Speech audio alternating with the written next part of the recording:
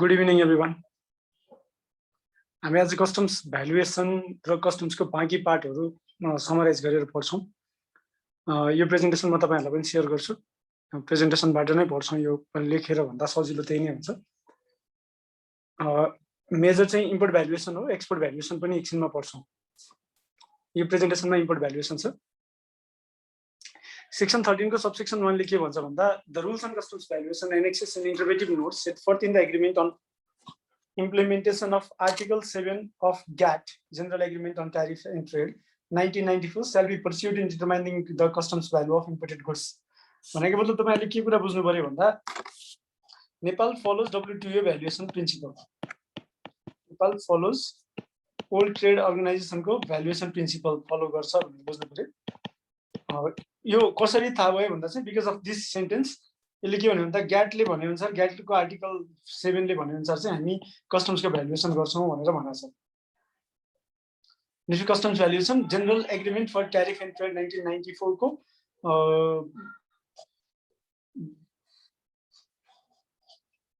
Annexes rules on customs valuation annexes and interpretive notes चाहिँ के गर्छ नेपालले एडप्ट गरेको छ भन्ने तपाईले बुझ्नुहुन्छ। अब भ्यालुएसन कसरी गरिन्छ भन्दा transaction value declared by the importer for the goods being imported. सबभन्दा पहिला इम्पोर्टरले डिक्लेयर गरेको ट्रान्ज्याक्सन भ्यालु हेरिन्छ। यसमा ट्याक्स अफिसरलाई चित्त बुझेन भने उसले आइडेन्टिकल गुड्सको ट्रान्ज्याक्सन भ्यालु लिनुपर्छ। आइडेन्टिकल गुड्सको ट्रान्ज्याक्सन भ्यालुले पनि कस्टम्स भ्यालुएसन आएन भने सिमिलर गुड्समा जाने। सिमिलर गुड्समा पनि आएन भने बल्ल डिडक्टिभ भ्यालु मेथडमा जाने।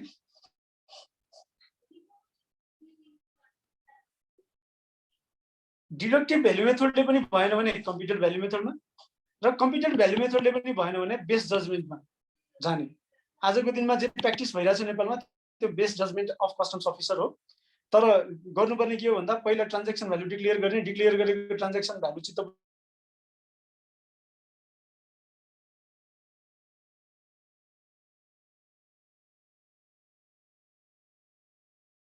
पहिला भन्दा चाहिँ if importer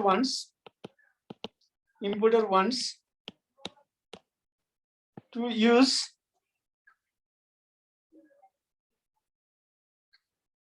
computed value method before deductive value method, computed value method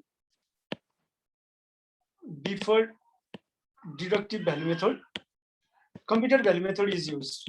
भनेको मतलब इम्पोर्टरले खासमा कस्टम्स अफिसरले गर्ने चाहिँ के हो भन्दा 1 2 3 4 5 5 6 मा जाने हो भने इम्पोर्टरले चाह्यो भने चाहिँ डिडक्टिभ भ्यालु मेथड हैन तपाईहरु कम्प्युटेड भ्यालु मेथडबाट कम्प्युट गर्दिनु भनेर भन्न सक्छ।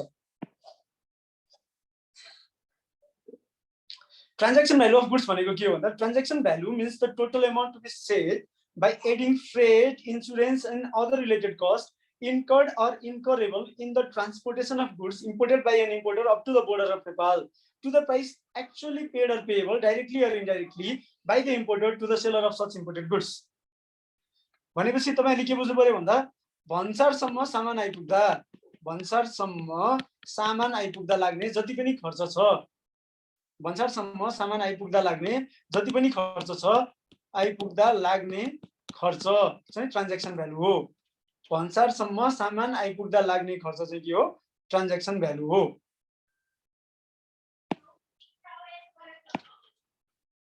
The customs value of goods to be imported shall be determined on the basis of transaction value of such goods। Transaction value जुन छ ट्रान्ज्याक्सन भ्यालुको आधारमा कस्टम्स भ्यालु डिटरमाइन गर्न पर्दछ। त्यसको लागि के गर्नुपर्छ भन्दा the importer shall declare the transaction value attaching therewith the description and documents proving the value of goods imported। Transaction value कसले डिक्लेयर गर्ने हो इम्पोर्टरले डिक्लेयर गर्ने हो। If the transaction value declared by the importer is in conformity with WTO valuation principle the customs officer shall determine the customs value of the goods on the basis of such transaction value। If such transaction value does not appear to include freight, insurance and other related expenses, the customs officer shall determine the transaction value by adding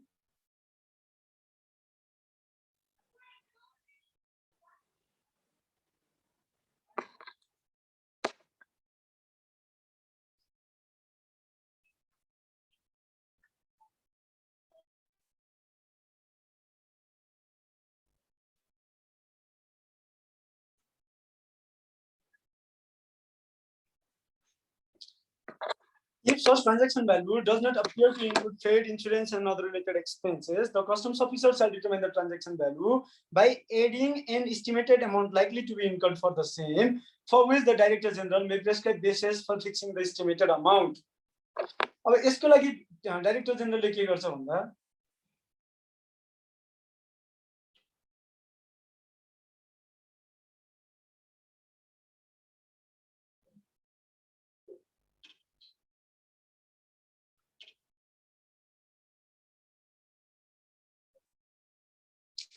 where owing to circumstances beyond his or her control, an importer is not able to forthwith submit documents of cost, insurance, or related costs incurred in the importation of any goods, the importer may submit an application accompanied by the reason for the same to the customs officer for the fixation of estimated amount of such freight, insurance, or other related expenses.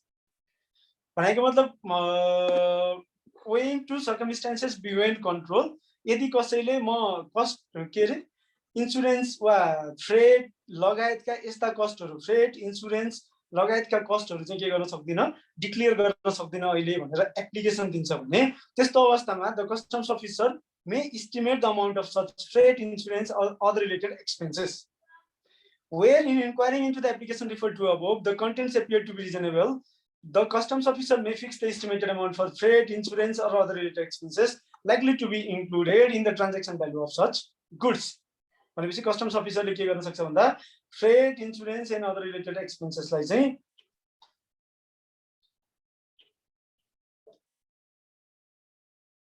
Estimate गर्दिन सक्छ. The concerned importer त्यस्तो भयो भने के गर्नुपर्छ भन्दा shall submit documents and evidence related to the actual freight, insurance, and other related expenses no later than 90 days after the date of fixation of estimated amount of freight, insurance, and other related costs. कति दिन भित्र 90 दिन भित्र, no later than 90 days. The concerned importer shall submit documents and evidence relating to the actual freight, insurance, and other related expense no later than 90 days after the date of fixation of the estimated amount of freight, insurance, or other related costs. यदि 90 दिन भित्र त्यस्तो document दिन सकेन भने if the amount set forth in the documents and evidence was submitted sorry अब यसको effect के हुन्छ भन्दा मैले पहिला एस्टिमेट गरे डकुमेन्ट मैले सबमिट गर्दा तीनटा इफेक्ट हुन्छ हेर्नु है डकुमेन्ट सबमिट गर्दा इफेक्ट कतिवटा हुन्छ तीनटा हुन्छ effect number 1 estimation equals to actual effect number 2 estimation greater than actual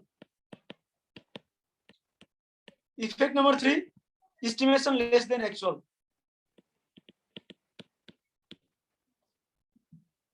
तीनटा भयो हेर्नु है त अब if the amount set forth in the documents and evidence was submitted is more than the amount estimated by customs officer भनेपछि estimation less than actual cost भने the importer shall pay the duty chargeable on such excess value. And if it is less than that, the customs officer shall refund the remaining amount upon deduction of chargeable duty to the importer. भनेपछि बढी भयो भने इम्पोर्टरले additional duty तिर्नु पर्यो कम भयो भने customs अफिसरले पैसा फिर्ता गर्नु पर्यो. अब 90 दिन भित्र डकुमेन्ट दिएन भने कस्टम्स अफिसरले गरेको एस्टिमेटेड अमाउन्ट नै फाइनल हुन्छ. भनेपछि अब तपाईलाई क्वेशन आयो राइट सर्ट नोट्स अन वा के रे केही भनेर जस्तो estimation of freight, insurance, and other related cost, estimation of freight, insurance, and other related cost by customs officer भनेर आयो भने तपाईहरुले के गर्नु पर्यो आन्सर गर्नु पर्यो. यति दुईटा स्लाइडको भएपछि पुगिहाल्यो. सर एउटा क्वेशन थियो यसमा. हजुर भन्नु त. यो कस्टम अफिसरले यो ड्युटी रिफन्ड गर्ने यही एउटा केस हो कि अरु कुनै छ सर? अब अरु पनि आउँछ नि त्यो अस्ति पनि आथ्यो हैन एउटा त्यो एउटा क्वान्टिटी कम वा बढी भयो भने भनेर छ नि त्यो त त्यही बेलामा फिक्स हुन्छ यो चाहिँ पछि आउने भयो नि त हैन त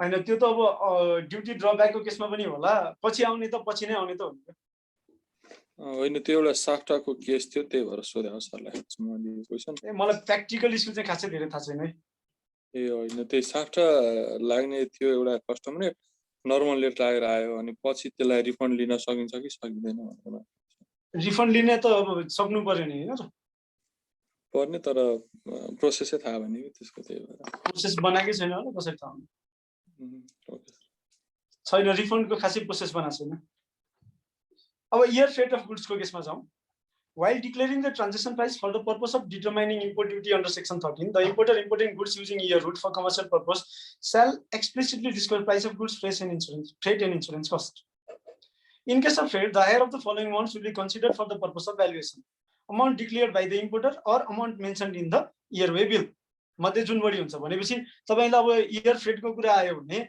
इयर फ्रेटको केसमा डिक्लेयर गरेको के रे इम्पोर्टरले डिक्लेयर गरेको $200 छ त्यसपछि आएर इयरवे बिलमा मेन्सन भएको $180 छ भने तपाईले कुन लिनु पर्यो डिक्लेरेसनलाई लिनु पर्यो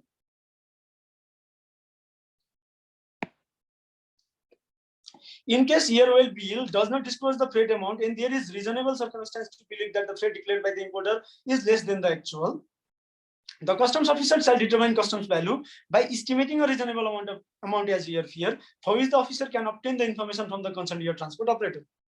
भनेपछि अब डिक्लेयर के रे इयरवे बिल चाहिँ पाएन अनि कस्टम्स अफिसरलाई के लाग्यो भन्दा डिक्लेरेसन चाहिँ कम छ भन्ने लाग्यो भने त्यो बेलामा सम्बन्धित इयर ट्रान्सपोर्ट अपरेटरबाट इन्फर्मेसन लिएर एस्टिमेटेड भ्यालु जोड्न सक्छ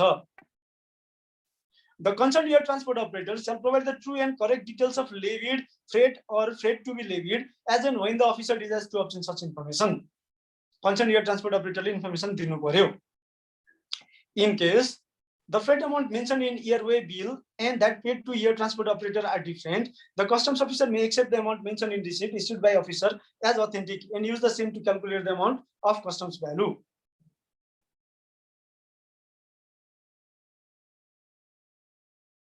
इयरवे बिलमा भएको फ्रेट अमाउन्ट र एयर ट्रान्सपोर्ट अपरेटरको रिसिप्टमा भएको अमाउन्टमा डिफरेन्स आयो भने उले कस्टम्स अफिसरसँग मे हो है यो तपाईले यहाँ मे एक्सेप्ट भनेर भनेछ स्याल हैन यो माथिको यो स्याल हो यो मे हो भनेपछि यो मेमा हेर्नु होला कस्टम्स अफिसरले चाह्यो भने चाहिँ के गर्न सक्छ भन्दा इयर अपरेटरले इस्यु गरेको रिसिप्टको आधारमा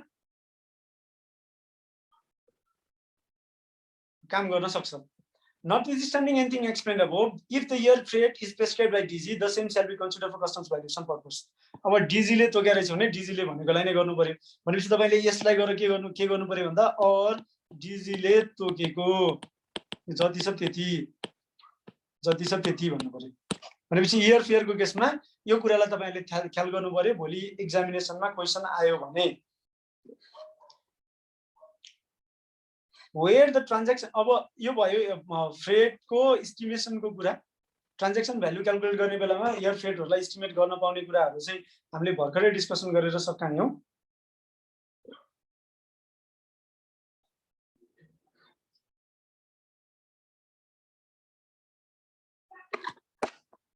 एकछिन है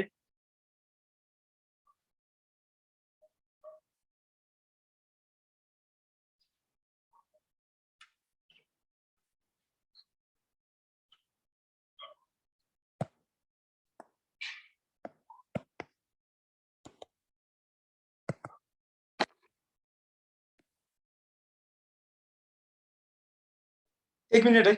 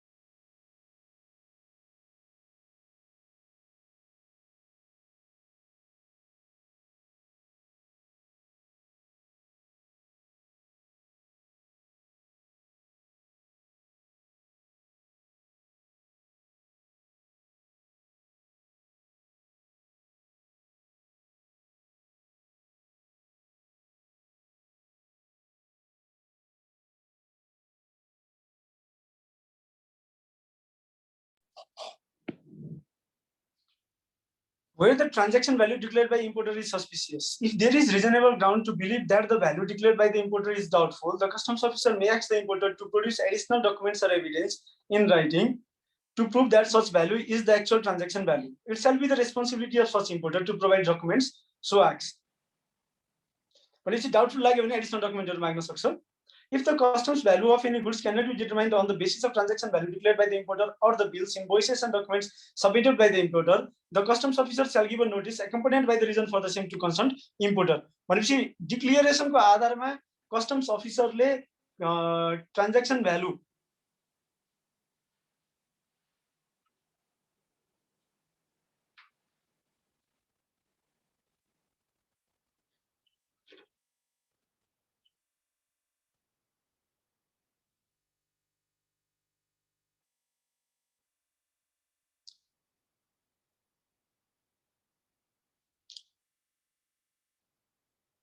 ट्रान्ज्याक्सन भ्यालु डिटरमाइन गर्न सकेन भने कस्टम्स अफिसरले इम्पोर्टरलाई के दिनुपर्छ नोटिस दिनुपर्छ. त्यतिले भएन भने के धेरै ठाउँमा लाइन छैन जस्तो छ है आज. त्यतिले भएन भने अल्टरनेटिभ भ्यालुएसन मेथड युज गरेर के गर्न सक्छ भ्यालुएसन गर्न सक्छ. त्यो हामीले सुनेकै छौं, अघि पनि हामीले कुरा गरेका थियौं. सबैभन्दा पहिलो मेथड आउँछ identical goods.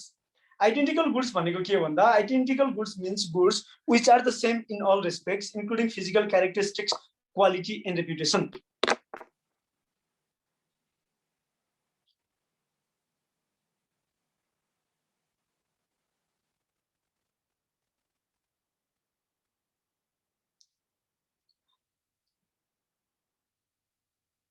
Identical goods means goods which are same in all respects, including physical characteristic, quality and reputation. Further, test on identical goods include the same country of origin and same producer.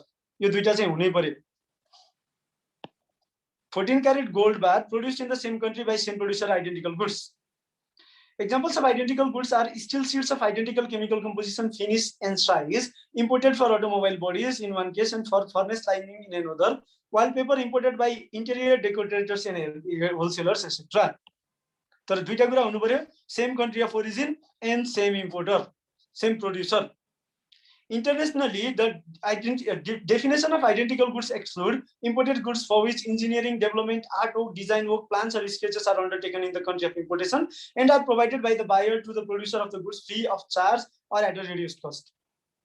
यसलाई चाहिँ मान्न मिलेन internationally. हाम्रो देशमा यसमा धेरै ठुलो व्याख्या छैन किनकि हाम्रोमा जबरजस्ती भ्यालुएसन हुन्छ.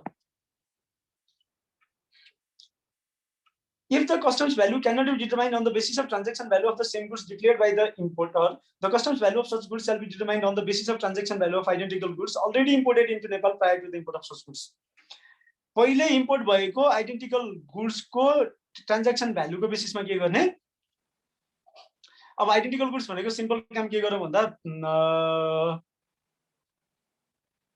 एउटै स्पेसिफिकेसनको दुईटा, अब जस्तो रातो र सेतो गाडी भनौं न, त्यो आइडेन्टिकल गुड्स भयो के. पहिले लिएर आएको गुड्सको भ्यालु भन्दा पछि आएको गुड्सको भ्यालु कम रहेछ भने त्यसको आधारमा भ्यालुएसन गर्न पाइयो. Transaction value of similar goods. Identical goods भएन भने सिमिलर गुड्समा जानु पर्यो. Similar goods means goods which although not alike in all respects have like characteristics, like components, materials which enable them to perform the same functions and to be commercially interchangeable. Same country of origin, same producer हुनुपर्छ यो केसमा पनि. पहिलो केसमा जस्तो same country of origin र same producer हुनुपर्छ. But when the similar goods from same producer is not available, similar goods from different producer is also considered. Country of origin एउटै हुनु पर्यो, सेम प्रोड्युसर हुनु पर्यो, भएन भने डिफरेन्ट प्रोड्युसरबाट पनि गर्न सकियो.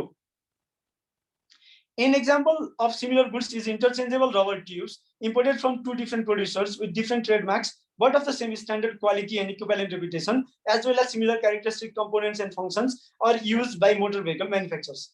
Normal grade sodium peroxide plus bleaching and special grade pure sodium peroxide for analytical purpose are not similar goods as they have different specification and are not interchangeable. अर्को यो last वाला त अगाडि जे थियो त्यही नै हो. नेपालमा आएर एडिसनल वर्कआउट भएको छ वा प्रोड्युसरले चाहिँ फ्री अफ चार्ज र रिड्युस कस्टमा दिएकोलाई सिमिलर गुड्स मान्न मिल्दैन भन्ने कुरा त्यसमा समस्या भएन. यदि आइडेन्टिकल गुड्सको मेथड युज गरेर पनि आइडेन्टिकल गुड्सको ट्रान्ज्याक्सन भ्यालु युज गरेर पनि कस्टम्स भ्यालुएसन गर्न सकिँदैन भने त्यसपछि हामी सिमिलर गुड्सको भ्यालुएसन गर्छौं. तर सिमिलर गुड्स कुन गुड्सको भन्दा फ्युचरमा आउने गुड्स हैन, पहिले आएको गुड्सको भ्यालुएसनलाई हेर्छौं.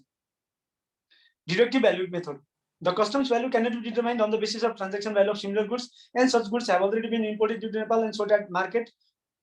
More fast bone. कुन बेलामा डिडक्टिभ भ्यालु मेथड युज गर्ने भन्दा कन्डिसन्स टु बी फुलफिल्ड को केसमा the customs value can not be determined on the basis of transaction value of similar goods and such goods have already been imported into Nepal and sold at market to a person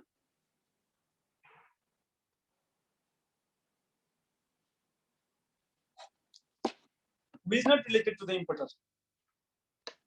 Method of determination of duty चाहिँ नेपालमा deductive value भनेको simple हो selling price हो minus नेपालमा लागेको सबै cost including profit भनेपछि the selling price of each unit of sales in the greatest aggregate quantity in Nepal greatest aggregate quantity in Nepal lace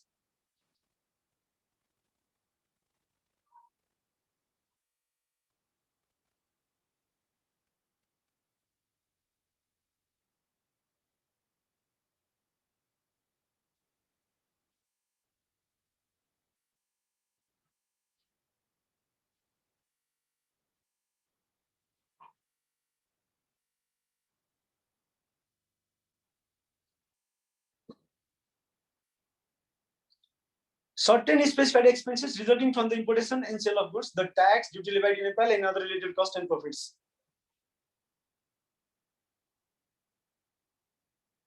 This method is used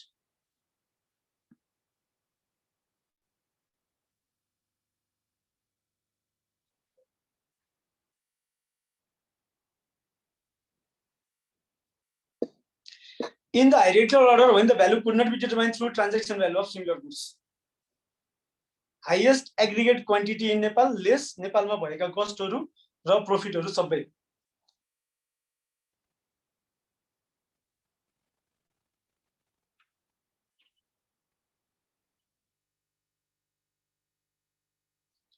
यो भयो deductive value method. कसैको question आए जस्तो छ च्याट बक्समा.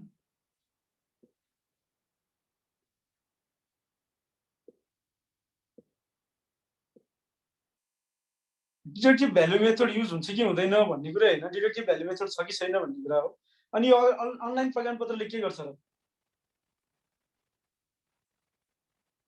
पहिले HS code राखेर त्यसको कस्टम ड्युटी डिटरमाइन गर्छ भन्ने कुरा. अनि हैन डिडक्टिभ भ्यालु मेथड भने त भ्यालुएसनलाई हो नि त कस्टम ड्युटी डिटरमाइन गर्नलाई भन्दा त भ्यालुएसनको लागि हो.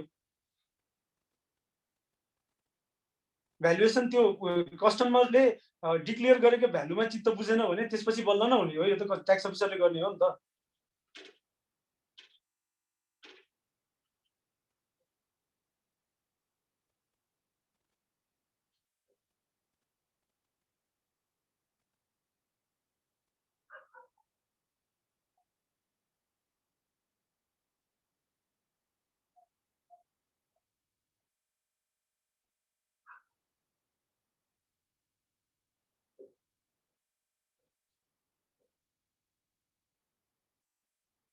त्यही हो डिडक्टिभ भ्यालु मेथड कुनै पनि युज हुँदैन नेपालमा. त्यो लास्टको residual base judgment method use हुन्छ.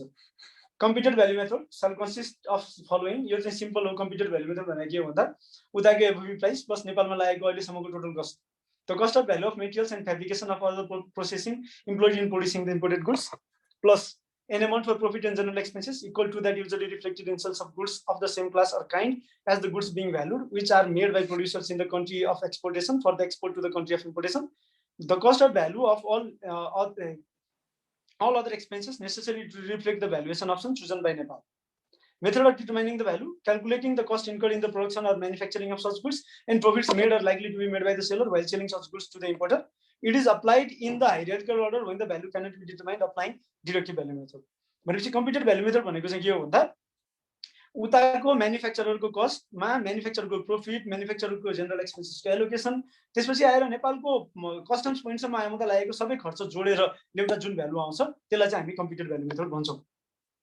If the importer makes a request for the determination of customs value by adopting the procedures of computed value method prior to adopting the procedures of deductive value method, the customs officer may determine the customs value in accordance with computed value method.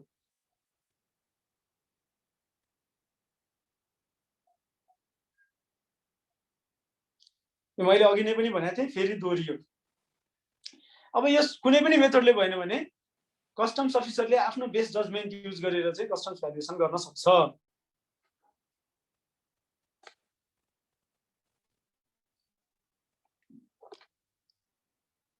baggage and luggage order or gifts and gifts. Such customs officer may determine a reasonable customs value of such goods if the owner of the goods imported under baggage order for personal purpose makes an application for the valuation of such goods, showing the reason for failure to indicate the transaction value thereof, and if the customs officer considers the matter to be appropriate.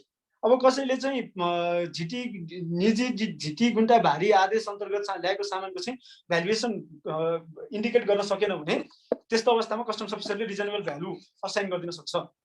अर्को छ the owner who receives goods as gift or specimen and imported from a foreign country or relief materials makes an application for the valuation of such goods, showing the reason for failure to indicate the transaction value thereof, and if the customs officer considers the matter to be appropriate, यो बेलामा चाहिँ customs officer ले reasonable customs value determine गरिदिन सक्छ दुईटा केसमा।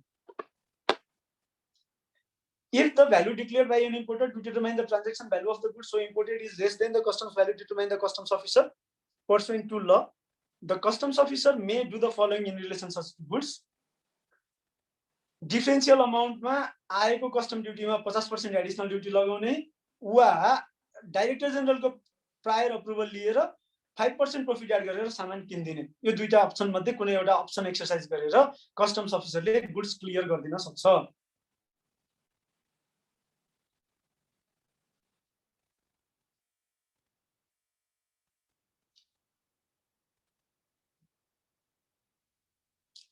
If the value declared by an importer to determine the transaction value of the goods so imported is less than the customs value determined by the customs officer pursuant to law, the customs officer may do the following in relation to such goods. यसमा के छ सुन्नु पर्ने? In case it is found that customs value determined by the customs officer was found determined without following the method and procedure mentioned in section 13, or there is a valid reason to believe that the amount determined is doubtful, the Director General shall give an order to reassess the amount pursuant to section 13. यस्तो अवस्थामा shall give an order within 90 days from the date of clearance of such goods. त्यस्तो आयो भने त्यसको 30 दिन भित्रमा रिएसेस गरेर नयाँ कस्टम्स भ्यालु डिटरमाइन गर्नुपर्छ। फरेन करेन्सीमा भ्यालुएसन गर्ने, त्यस्तो फरेन करेन्सीलाई नेपाल राष्ट्र बैंकले तोकेको डेटमा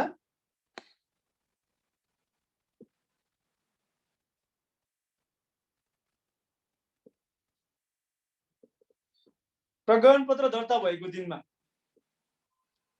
प्रज्ञापन पत्र दर्ता भएको दिनको एक्सचेन्ज रेट लगाएर नेपाल राष्ट्र बैंकले तोकेको सेलिङ रेट लगाएर के गर्ने, एनपीआर मा कन्भर्ट गर्ने। कुनै फरेन करेन्सीको एनपीआर मा कन्भर्जनको रेट नेपाल राष्ट्र बैंकले भन्दैन भने त्यस्तो फरेन करेन्सीलाई पहिला डलरमा कन्भर्ट गर्ने र डलरको सेलिङ रेट लगाएर के गर्ने, एनपीआर मा कन्भर्ट गर्ने। बेस डेट कहिलेको हो?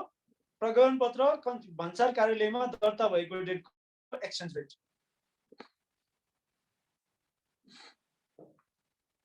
इम्पोर्ट ड्युटी कहिलेको रेट लगाउने भन्दा चाहिँ the rate prevailing on the date of customs clearance, prevailing on the date of customs clearance.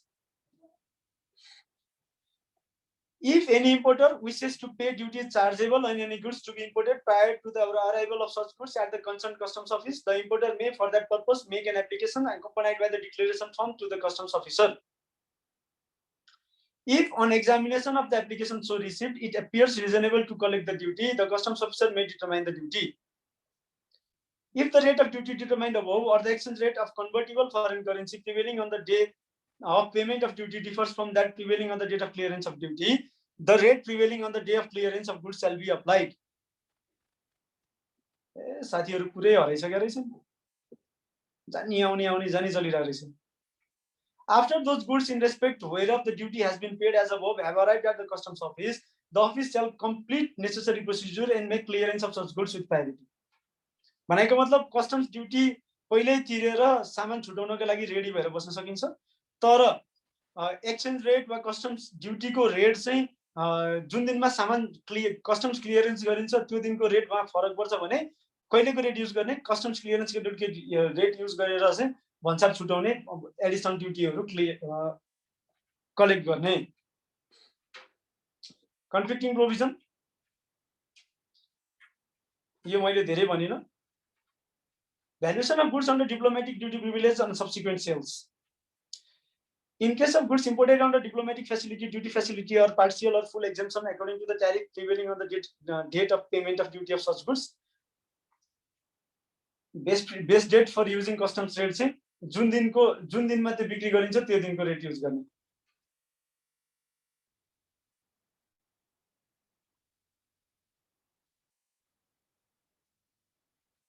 Exchange rate कहिलेको युज गर्ने भन्दा in converting the customs value of goods of which duty is paid subsequent to the importation thereof under diplomatic facility, duty facility, or full or partial exemption of duty, such conversion shall be made according to the selling rate prevailing on the date of payment of remaining duty. Duty तिर्ने दिनको लागि चाहिँ गर्नु पर्यो।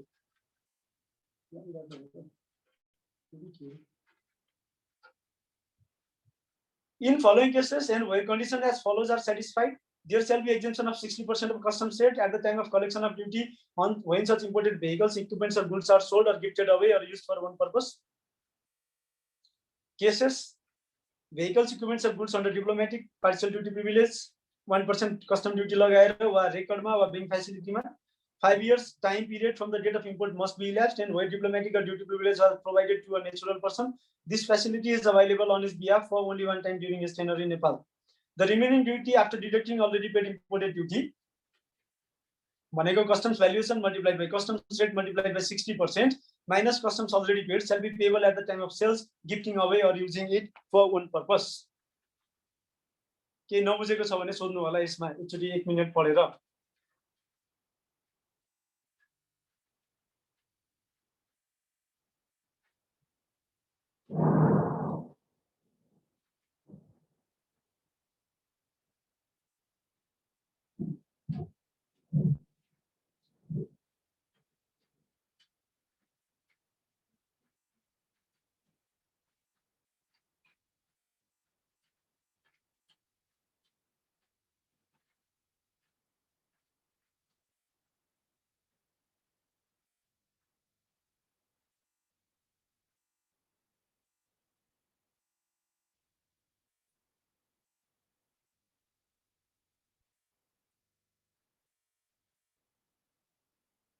छैन जस्तो छ। Eligible goods vehicles or valuation method हेर्दा चाहिँ के भन्दा value determined on import of such goods less depreciation at the rate 10% per annum for maximum period of 5 years completed years. If a year is incomplete, such incomplete period shall not be counted on WTV method. The period of 5 years shall be determined from the date of manufacturing of such goods, and the period of use in foreign currency a foreign country shall be deducted while determining the depreciation of such goods as above. भनेको मतलब 5 वर्ष चाहिँ म्यानुफ्याक्चरिङको डेटबाट कम्प्युट गर्नु पर्यो। त्यो 5 वर्ष कम्प्युट गर्ने बेलामा बीचमा विदेशमा युज भएको छ भने विदेशमा युज भएको पिरियड घटाएर 3 वर्षको लागि हुनु पर्यो। यदि कसैले डिप्लोमेटिक फेसिलिटी या ड्युटी फेसिलिटीमा ड्युटी प्रिभिलेजमा गुड्सहरु भेहिकल्सहरु इक्विपमेन्ट्स इम्पोर्ट गरेछ भने वा कसैले कुनै प्रोजेक्टको नाममा प्रोजेक्टको कन्ट्र्याक्टरको नाममा कन्सल्टेन्टको नाममा पार्शियल अर कम्प्लिट ड्युटी एक्जेम्पसनको रूपमा वा बैंक ग्यारेन्टीको क्याश डिपोजिट राखेर ल्याएको छ वा त्यसलाई सब्सिक्वेन्टली एक्सपोर्ट गर्छ भने vehicles or equipments imported on a partial or complete duty exemption in the name of organization or association if subsequently gifted away in Nepal or sold or kept for the own use by the importer, त्यो बेलामा value चाहिँ कसरी गर्ने भन्दा यो तरिकाले valuation गर्ने। Customs को रेट चाहिँ कसरी लगाउने भन्दा customs valuation minus multiplied by customs को रेट त्यो दिनको multiplied by 60% minus customs already paid. In case vehicles, equipments, or other goods is imported for a specific purpose or on purpose on temporary basis with the condition to subsequently re-export such goods under record or bank guarantee facility are not returned back within 3 months of the end of defect liability period or maintenance period of the contract, such goods shall be confiscated immediately after the lapse of such 3 months period, except in the following case: when duty is already paid as a result of gifting away or sales or declaring to use for one purpose. Where the goods were imported under bank guarantee facility, such guarantee would be invoked to book the amount as revenue. In case a person provides information to confiscate the goods explained above, the person will be entitled to 10% of amount received for auction from auction as prize money. भनेपछि यदि कसैले चाहिँ duty privilege, diplomatic privilege, bank guarantee फेसिलिटीमा वा रेकर्डमा कुनै goods लिएर आएको छ, फलानो टाइम पछि म फिर्ता लैजान्छु भनेको छ, त्यो समयभित्र त्यसको 3 महिना भित्रमा फिर्ता लगेन भने त्यो गुड्स चाहिँ कन्फिस्केट गर्छ नेपाल सरकारले। तर एउटा केसमा पहिला नै डिक्लेयर गरेर कस्टम्स तिरिसक्यो भने त्यो बेलामा चाहिँ कन्फिस्केसन हुँदैन। एउटा क्वेसन छ हेर्नु होला र एकचोटि हिसाब गर्नु होला तपाईहरुलाई 5-10 मिनेटको टाइम दिए मैले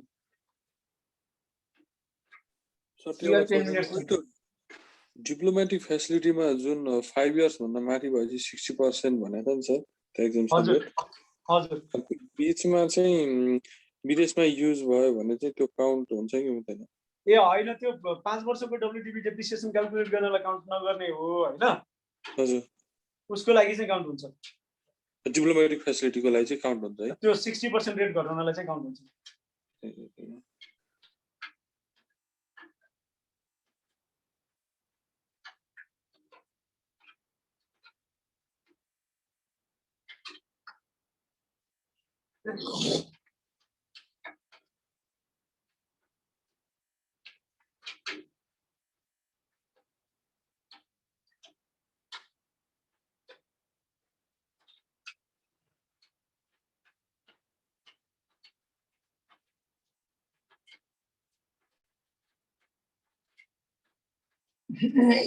क्वेसन छ है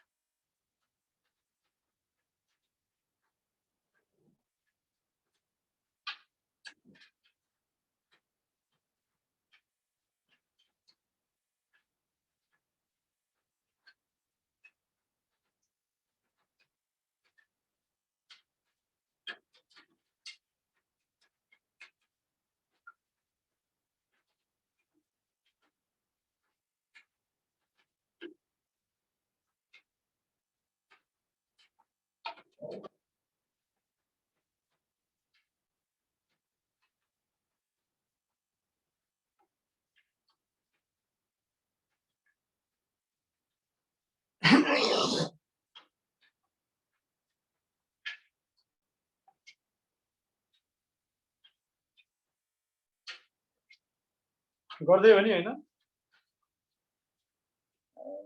सुकै घटिसकेछौँ है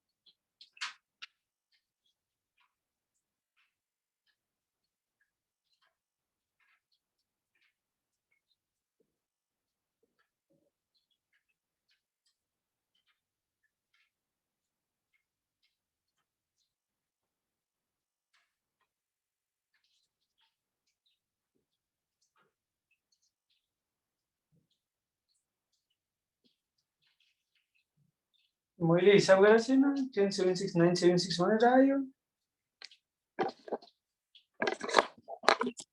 variation on import 20000 Determine the value of customs duty payable by person executing such action on the basis of following information. 5 वर्षपछि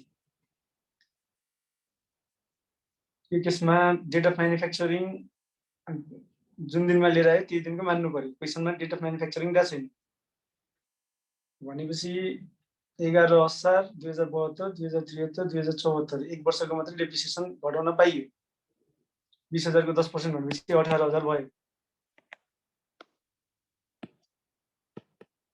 म रङ छु भने सम्झौ है 18,000 भयो एक्सचेन्ज रेट 10 जेट को 110 रुपैयाँ 80 पैसा भयो ड्युटी 80% भयो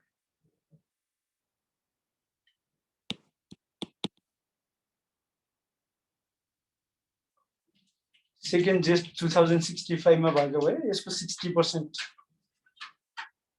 हैन ए त्यो बेलामा भएको भए चाहिँ कति वर्ष हुन्थ्यो भन्दा 9 जेट 70 71 72 73 74 10 वर्षको पाइन्थ्यो भनेपछि 18,000 16,200 कति आउँछ है 20,000 को 10% 2,000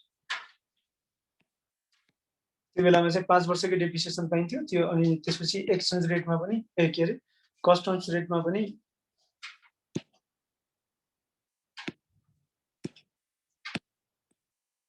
कस्टम्स रेटमा पनि डिस्काउन्ट हुन्थ्यो भन्ने कुरा आयो त्यो 2 इयर्स को डेप्रिसिएसन हो कि 1 इयर को सर 72 71 72 72 73 को लाग्दैन 11 असार 2072 भनिसकेपछि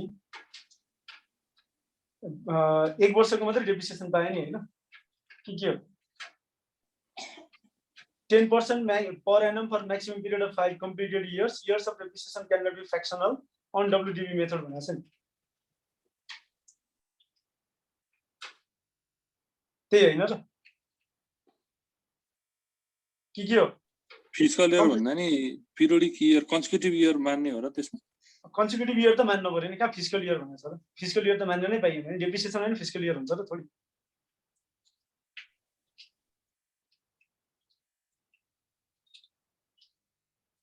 एक वर्षको पाइयो 110 रुपैयाँ 80 पैसा मल्टिप्लाइड बाई 80% इक्वल्स टु 15,95,520 आयो अर्को पटक चाहिँ ठ्याक्कै 5 वर्ष पुरा हुन्छ भनेपछि 5 वर्षलाई नै पाइयो 20,000 को 0.9 20,000 को पहिलो वर्ष 1 2 3 4 5 20,000 2 लाख 20,000 को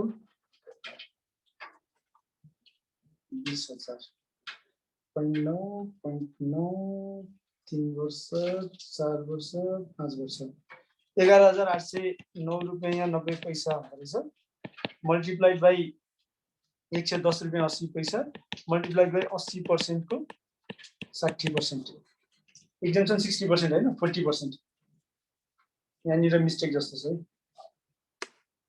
एक्जम्पसन 60% हो भने 40% यसको 40%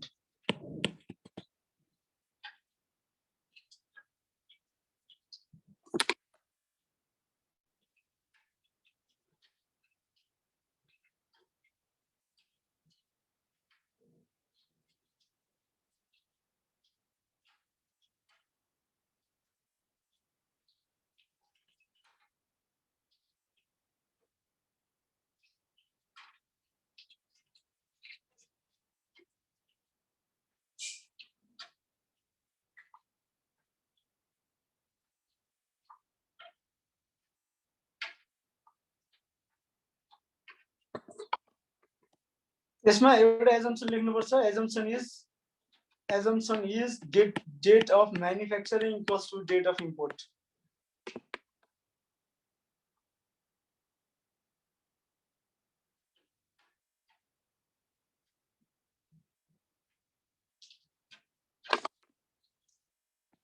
अरु क्वेशनहरु अब पास्ट क्वेशन डिस्कसन गर्दा गरौँला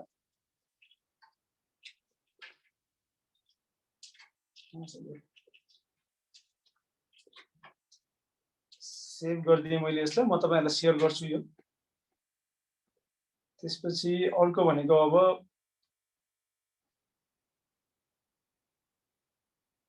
नाइन नम्बर क्लास चाहिँ कहाँ छ त बोन्डेड वेयरहाउस फ्यासिलिटीको बारेमा डिस्कसन गरौँ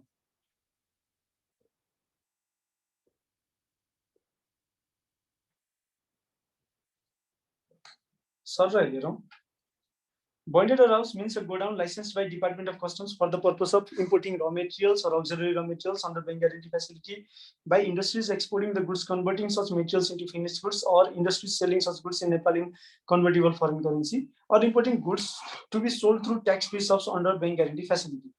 भनेपछि लाइसेन्स बन्डेड वेयरहाउस के को लागि हो भन्दा कसैले र मेटेरियल अक्सिलरी र मेटेरियल नेपालमा इम्पोर्ट गरेर ल्याउँछ र त्यस्तो र मेटेरियल र अक्सिलरी र मेटेरियललाई चाहिँ युज गरेर फिनिश गुड्स बनाएर एक्सपोर्ट गर्छ वा त्यस्तो फिनिश गुड्सलाई चाहिँ के गर्छ भन्दा कन्भर्टेबल फरेन करेन्सीमा नेपालमा नै बिक्री गर्छ त्यो बाहेक अर्को केस चाहिँ नेपालमा ड्युटी फ्री सप यो ट्याक्स फ्री लेख्यो भने यसलाई बोलचालको भाषामा ड्युटी फ्री सप भनिन्छ ड्युटी फ्री सप बाट बैंक गुड्स बेच्ने गरेर बैंक ग्यारेन्टी फ्यासिलिटीमा चाहिँ यदि कसैले गुड्स इम्पोर्ट गर्छ भने त्यो त्यसको लागि पनि बन्डेड वेयरहाउस फ्यासिलिटी दिन सकियो अब कोले बन्डेड वेयरहाउस फ्यासिलिटी युज गर्न पाउँछन् त भन्ने क्वेशन आयो industries that exports goods to India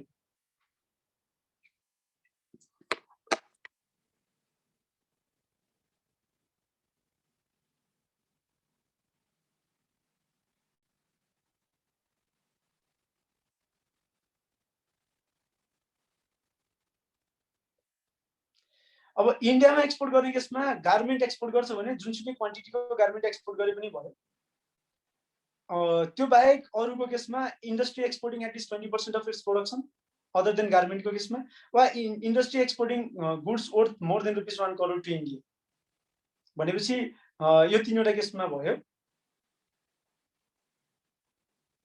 industry exporting garment industry exporting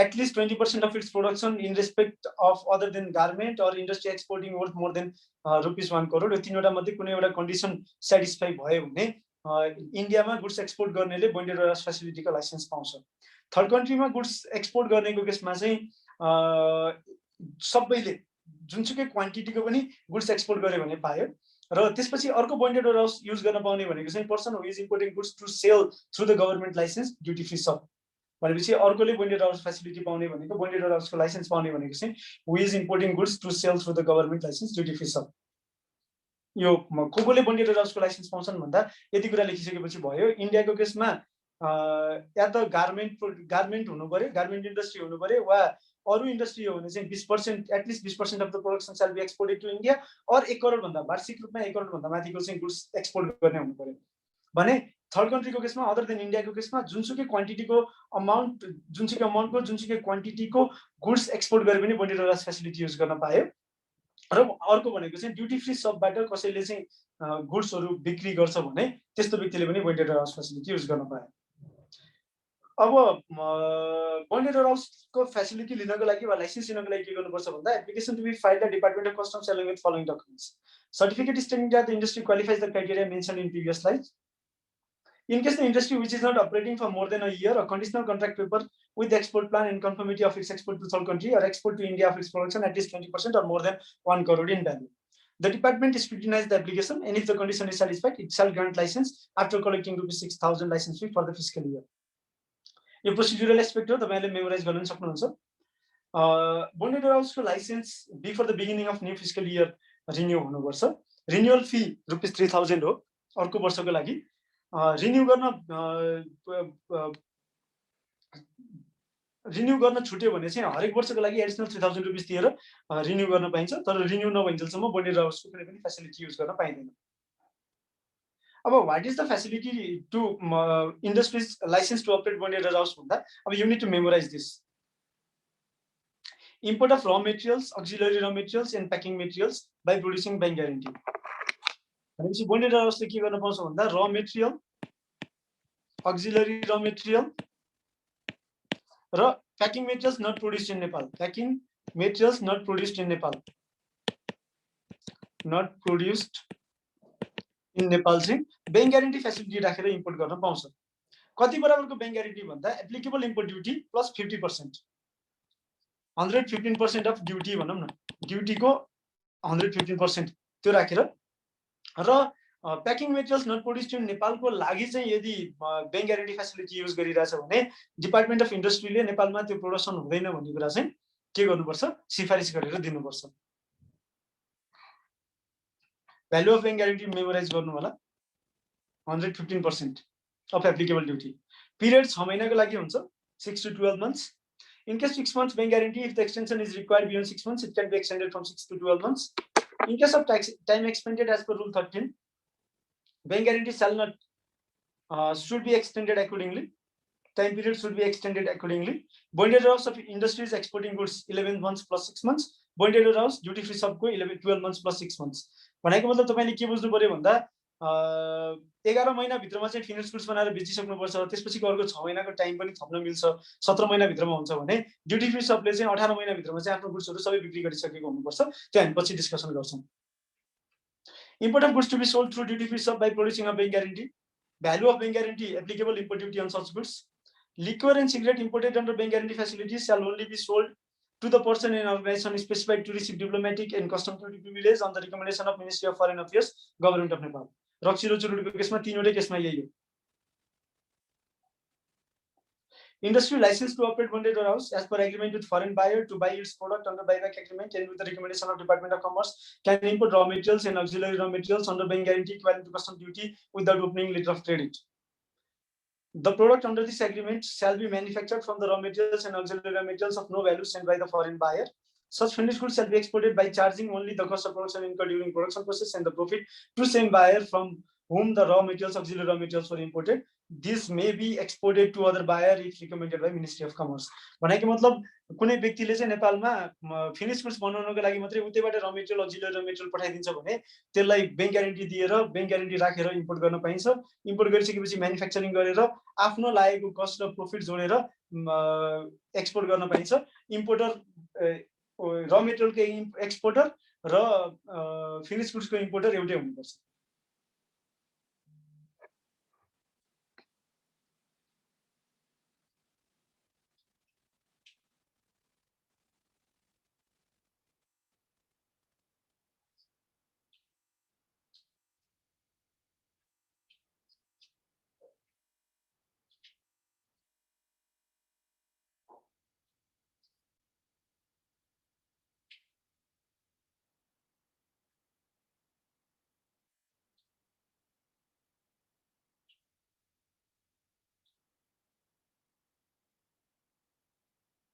त्यो पढ्नु होला है।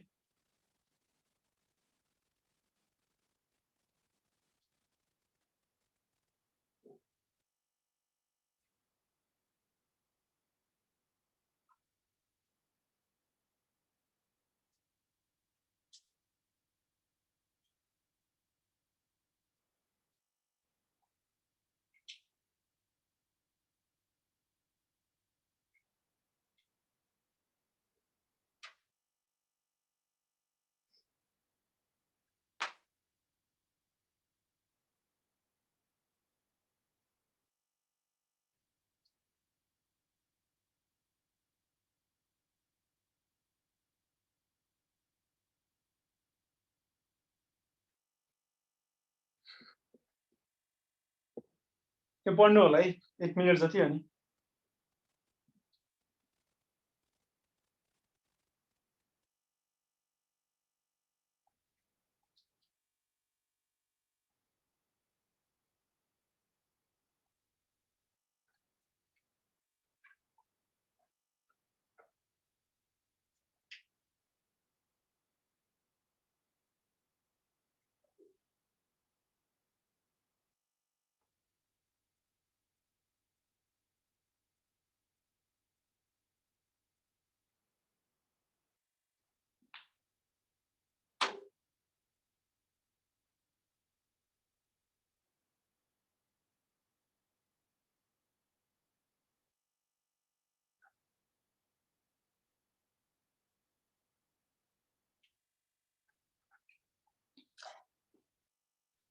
बाइब्याक एग्रीमेन्ट अन्तर्गत यदि कसैले गुड्स इम्पोर्ट गरेछ, र मेटेरियल वा auxiliary र मेटेरियल इम्पोर्ट गरेछ भने उसले के गर्नुपर्छ भन्दा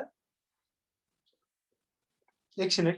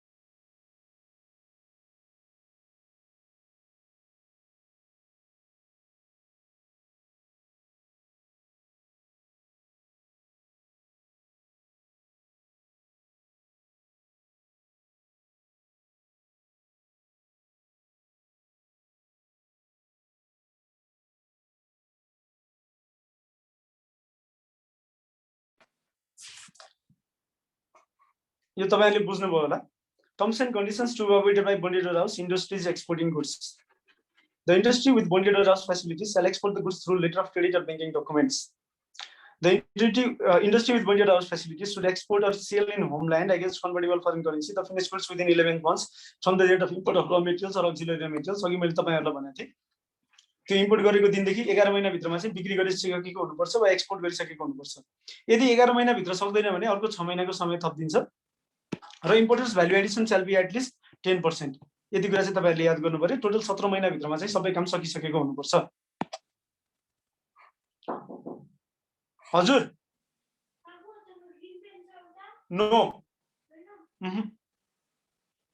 भ्यालु एडिसन कसरी डिटरमाइन गर्ने भन्दा चाहिँ FOB price of the goods to be exported minus fine the value of goods materials used in the production of goods to be exported determine by customs at the time of import result above divided by value determine by the customs at the point of import of materials used in the finished goods subsequently multiply by 100 भनेको मतलब FOB price minus इम्पोर्टको बेलाको customs price import customs price divided by import customs price multiply by 100 चाहिँ 10% value एडिसनको लागि formula भयो। तपाईहरुले त्यसरी calculate गर्नु पर्यो। ड्युटी फ्री सबको केसमा चाहिँ के हो भन्दा 1 वर्ष भित्रमा इम्पोर्ट गरेको 1 वर्ष भित्रमा ड्युटी फ्री सबबाट चाहिँ गुड्सहरु एक्सपोर्ट गरिसकेको हुनुपर्छ। Period may be extended by another 6 months र त्यति टाइम भित्र चाहिँ बिक्री गरिसकेको हुनुपर्छ। Bank guarantee and cash deposit facility with the bonded warehouse Nepali textile industry intends to sell its product to export-oriented garment industry. The yen needed for the production of such product may be allowed to import by furnishing bank guarantee equivalent to chargeable customs duty on the recommendation of Textile Industry Association. It shall sell its textile made from such yen to the export-oriented garment industry within 11 months from the date of import of such yen. र त्यो 6 महिनासम्म जान सक्छ। भनेको मतलब कस्तो हो भने चाहिँ तपाईहरुलाई यो कुरा मलाई चाहिँ म लेखेर सट्ट भन्छु। जस्तो कि धागो किनेर लिएर आयो, धागो है, यान भनेको धागो, धागो कसले ल्याउने भन्दा चाहिँ टेक्सटाइल बनाउने इन्डस्ट्रीले लिएर आउने। टेक्सटाइल बनाउने भनेपछि टेक्सटाइल भनेको यसले कपडा बनाउँछ, धागोबाट कपडा बन्छ र त्यो कपडा कसलाई दिइन्छ भन्दा चाहिँ एक्सपोर्ट गर्ने प्रोडक्ट प्रोड्युस गर्ने इन्डस्ट्रीलाई दिइन्छ। भनेपछि धागो ल्याउन पाइयो र material bank guarantee facility use गरेर। त्यो धागो आइसकेपछि त्यो धागोलाई 11 महिना भित्र त्यो धागोलाई कपडामा कन्भर्ट गर्नु पर्यो। 11 महिना भित्र नभए अर्को 6 महिना भित्रमा 17 महिना भित्रमा कन्भर्ट गर्नु पर्यो र एक्सपोर्ट गर्ने प्रोडक्ट प्रोड्युस गर्ने इन्डस्ट्रीलाई चाहिँ के गर्नु पर्यो, बेच्नु पर्यो।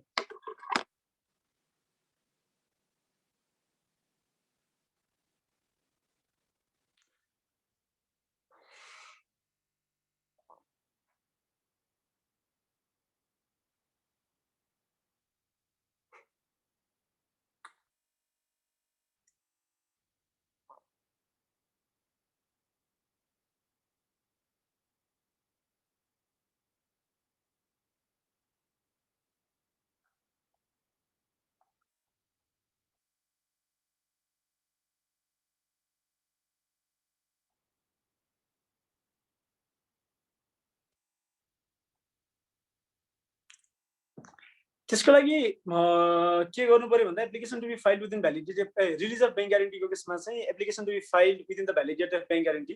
जस्तो तपाईहरुले हेर्नुभयो भने अघि उसको केसमा के देख्नुभयो, बन्डेड वेयरहाउसको केसमा 11 महिना भित्रमा वा 17 महिना भित्रमा, त्यसपछि ड्युटी फ्री सबको केसमा 12 महिना भित्र वा 18 महिना भित्र केसमा त्यो गरिसकेपछि तपाईहरुले के गर्नु पर्यो भन्दा यो डकुमेन्ट सहित चाहिँ एप्लिकेसन दिनु पर्यो।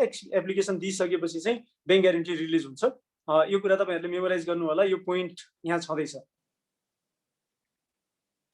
रिलिज अफ बैंक ग्यारेन्टीको पनि एकदम डिटेलमा छ, नबुझेको सोध्नु होला, म तपाईहरुलाई यो पठाइदिन्छु।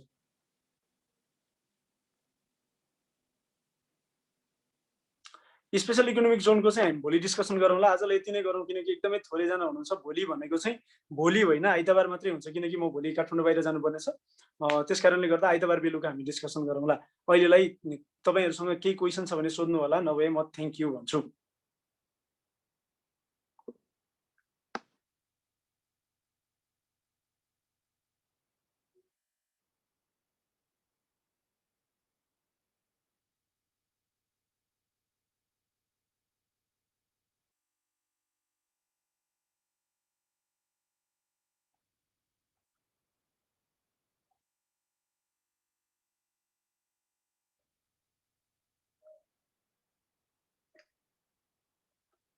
क्वेसन छ भने सोध्नु होला।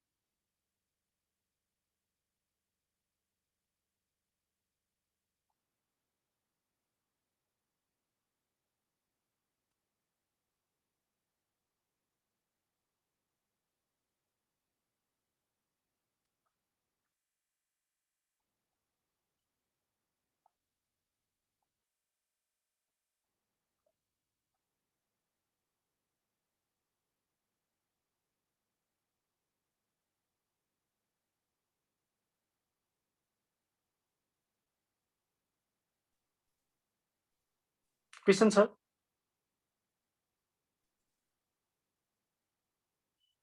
छैन भने मैले आजलाई एन्ड गरेँ।